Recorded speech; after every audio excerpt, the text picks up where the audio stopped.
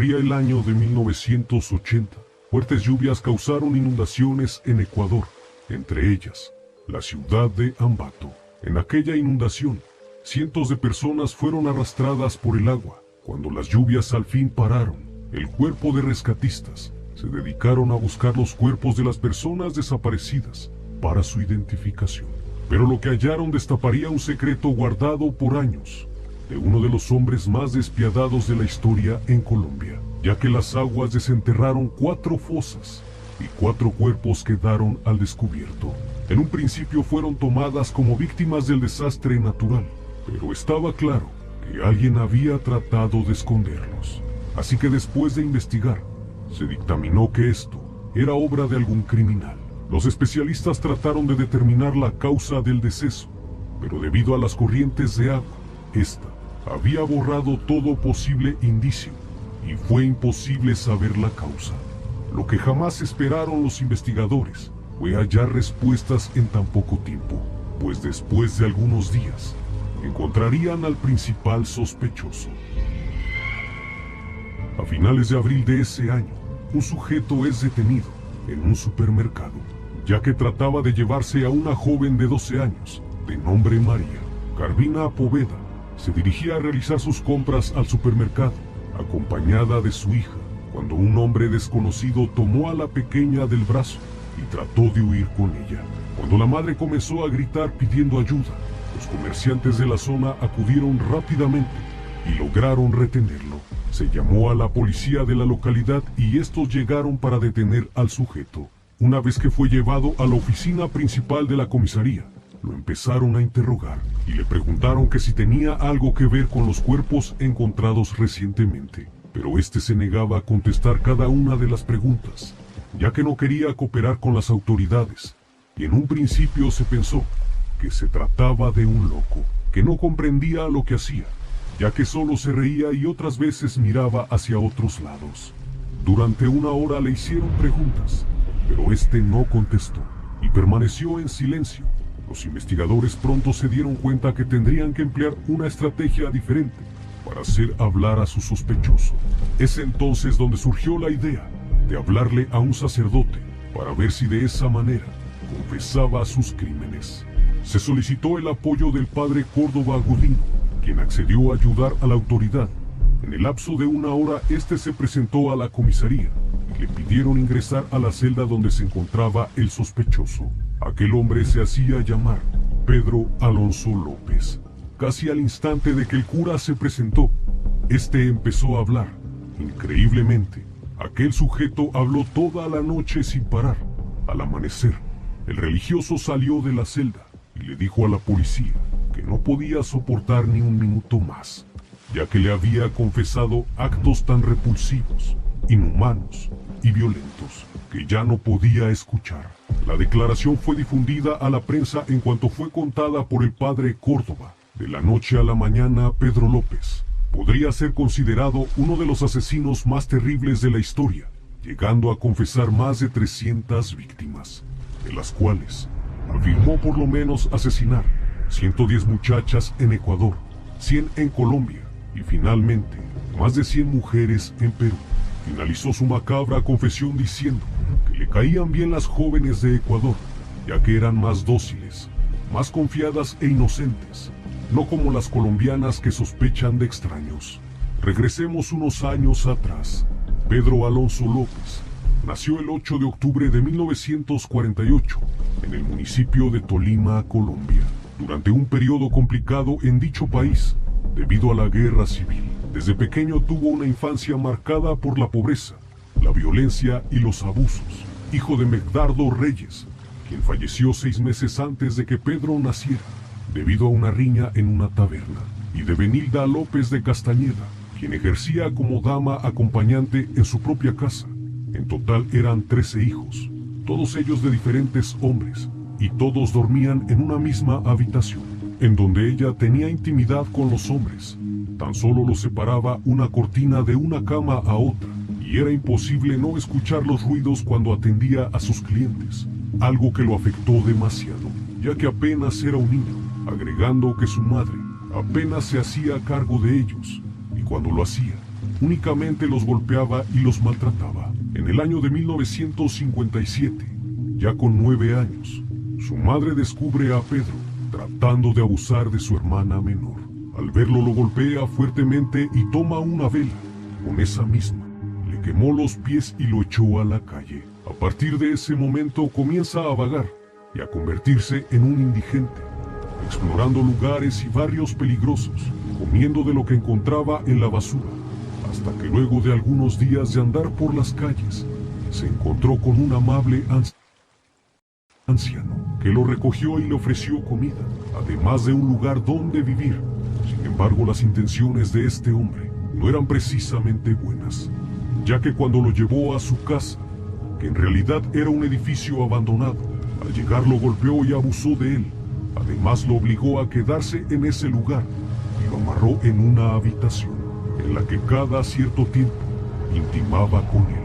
Después de varios días en cautiverio, al ver que el joven ya no soportaba más agresión, fue dejado en libertad, y esto fue marcando su carácter, haciéndolo más agresivo y resentido aún más con la vida, ya que esta no sería la primera vez que abusaron de él. De hecho, fue acosado por extraños en muchas ocasiones, lo que le llevó a esconderse por el día y buscar comida para luego regresar a su escondite y no salir más. En su lucha por la supervivencia, aprendió a pelear con cuchillos y a fumar, empezando a consumir drogas desde temprana edad. Una vez que pasó más de un año de andar vagando, se dirigió hasta la ciudad de Bogotá, en donde pensó que cambiaría su suerte, ya que en una ocasión, una pareja de estadounidenses lo encontraron en las calles, y luego de hablar con él, decidieron adoptarlo. Para ese entonces, Pedro ya tenía 12 años, y su vida había dado un giro de 180 grados, ya que ahora tenía una familia, un hogar donde vivir, e incluso fue llevado al colegio, donde tuvo algunos amigos. Parecía que todo andaba bien e iba de lo mejor, hasta que un terrible día, uno de sus profesores abusó de él. Lleno de temor robó dinero y huyó nuevamente a las calles. Al verse en esa situación, decidió buscar su primer trabajo, pero fue rechazado por falta de experiencia laboral. Así que al no tener salida, se dedicó al robo de autos durante muchos años. En un principio comenzó con robos pequeños y en muchas ocasiones fue detenido por la policía, pero era dejado en libertad por ser menor de edad.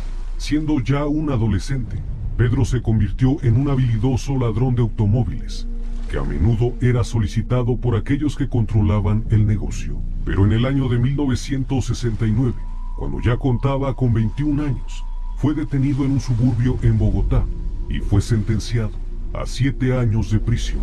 A tan solo unos días de haber ingresado a la cárcel, 2 reclusos mayores lo sometieron y abusaron de él, pero fue tanta su ira que decidió buscar venganza.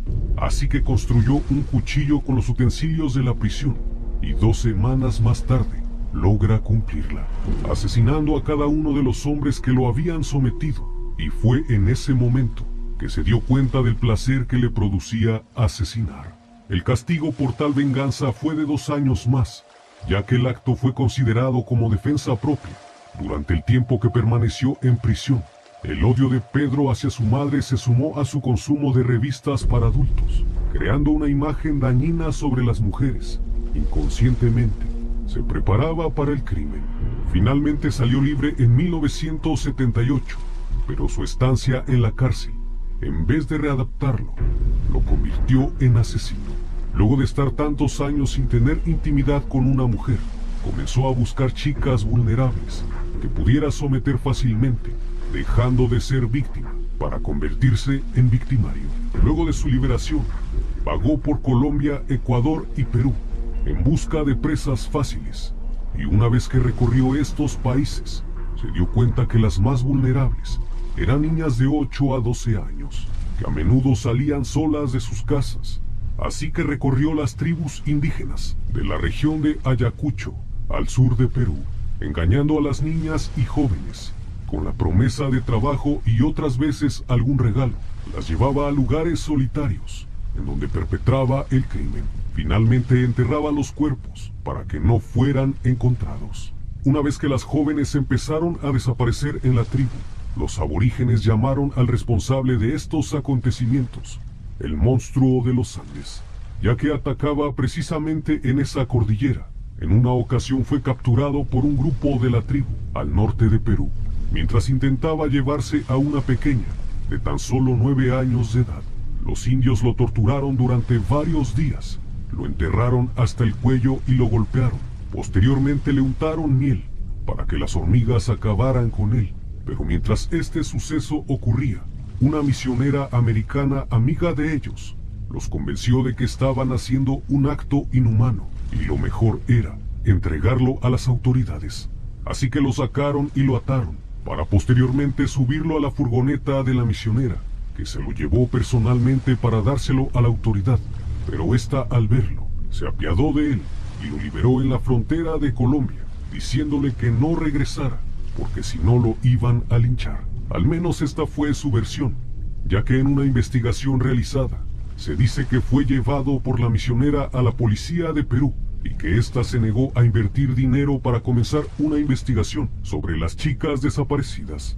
Así que lo mejor para ellos fue deportarlo a Ecuador. Una vez en ese país, siguió aplicando su modus operandi.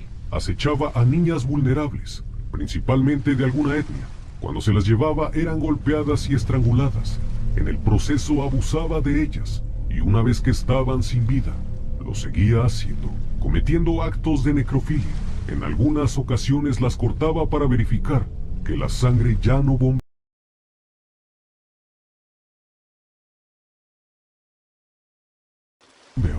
En todo momento procuraba no dejar rastro.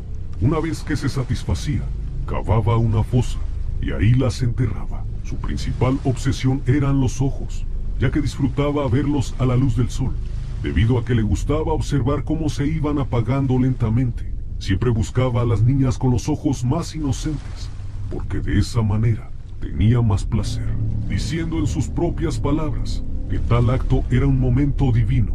Siempre atacó de día, ya que por la noche aseguró sería un desperdicio, pues no vería a sus ojos. En ocasiones seguía por días a una niña, hasta ver el momento preciso de atacar. Algunas veces se presentaba como vendedor ambulante y se llevaba a las niñas prometiéndoles un regalo para que se lo llevasen a su mamá. Otras veces caminaba por las plazas buscando un cierto tipo de niña, cuya apariencia fuera bella y apacible. Sin duda un asesino organizado, con un claro objetivo. Una característica importante era su gusto por la inocencia, ya que él mismo la perdió en la infancia, y durante mucho tiempo planeó vengarse, al quitarles algo que a él le habían arrebatado, a partir de una fijación de carácter íntimo, debido a los traumas del pasado. Durante ese tiempo viajó alrededor de Ecuador y Colombia, cometiendo asesinatos sin parar.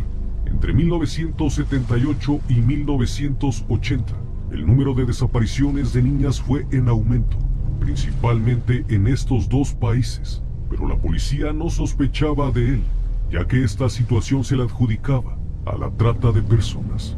Fue hasta que en 1980 ocurrió la inundación en Ambato, Ecuador, que las aguas furiosas desenterraron los restos de 4 niñas. Días después de la catástrofe, el error de Pedro lo llevó a su detención al querer raptar a la pequeña de 12 años.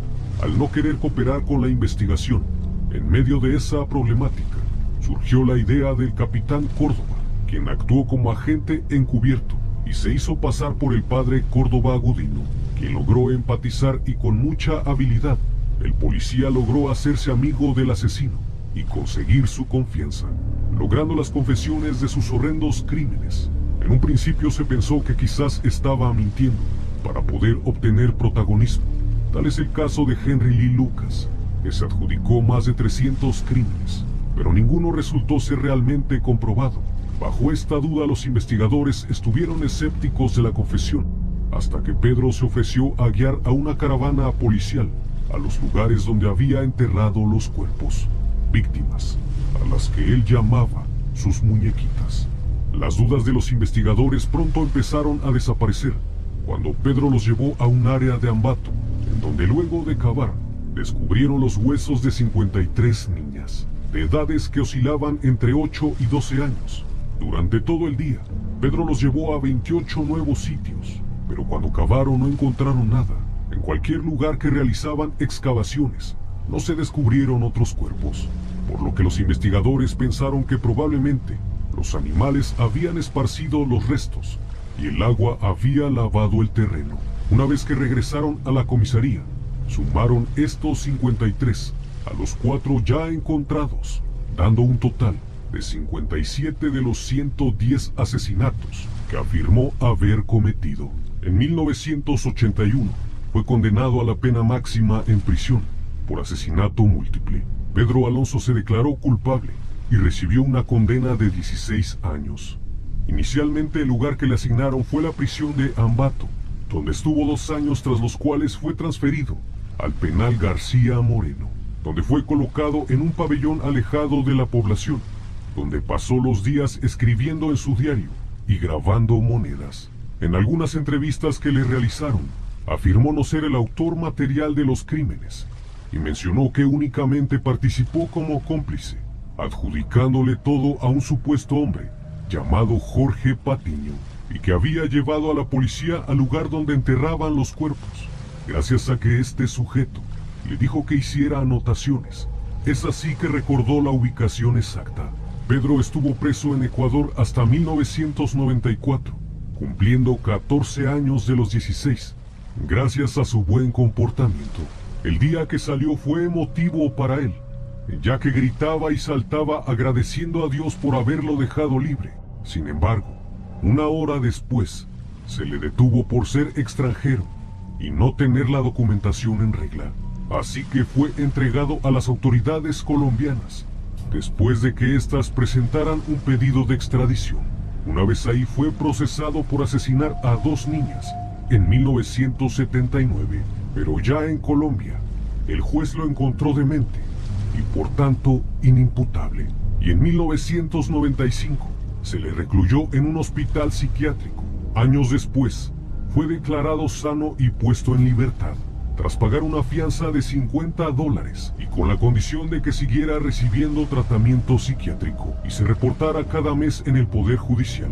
Antes de salir les dijo a los psiquiatras que el momento del asesinato es apasionante y excitante, y que si algún día salía en libertad, sentiría ese momento de nuevo y sin duda estaría encantado de volver a matar, ya que afirmó que esa era su misión.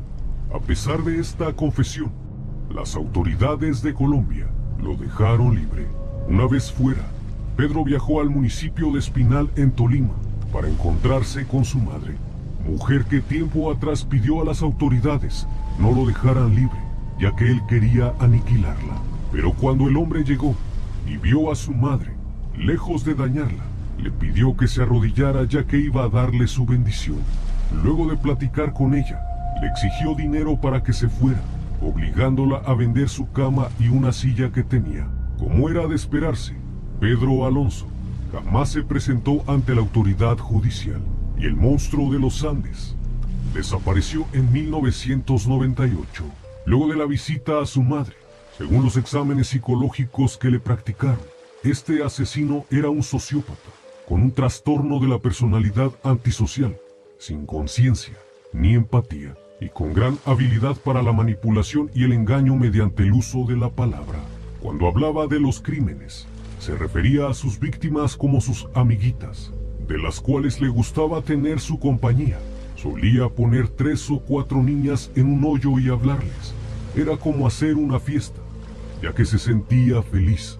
Pero después de un rato, como ellas no se podían mover, se aburría e iba a buscar nuevas víctimas, ya que para él era un lugar histórico y expresaba un trofeo simbólico. Incluso se llegó a especular que durmió con algunos cuerpos. En el 2002, la Interpol emitió una orden de búsqueda y captura contra Pedro Alonso López por las similitudes con el asesinato de una menor en el Espinal. Se dice que la última vez que se le vio fue en 2010, cuando visitó a su madre, aunque el paradero de este sujeto sigue siendo un misterio. Su propia madre tiene claro que su hijo sigue vivo, por lo menos así lo declaró a medios locales. Desde entonces no se ha sabido de él, pero en el año 2012 ocurrió otro asesinato de una niña en el municipio de Tunja, en Colombia. El responsable siguió el mismo modus operandi que el monstruo de los Andes, por lo que se piensa que aún sigue asesinando. Hasta la fecha se desconoce su paradero y es buscado por la Interpol. De estar vivo, Pedro Alonso tendría 73 años. Nunca se le llegaron a comprobar los 300 asesinatos que afirmó haber cometido, pero algunos investigadores del caso piensan que no fue esa cantidad, sino más. Si has llegado hasta aquí, te invito a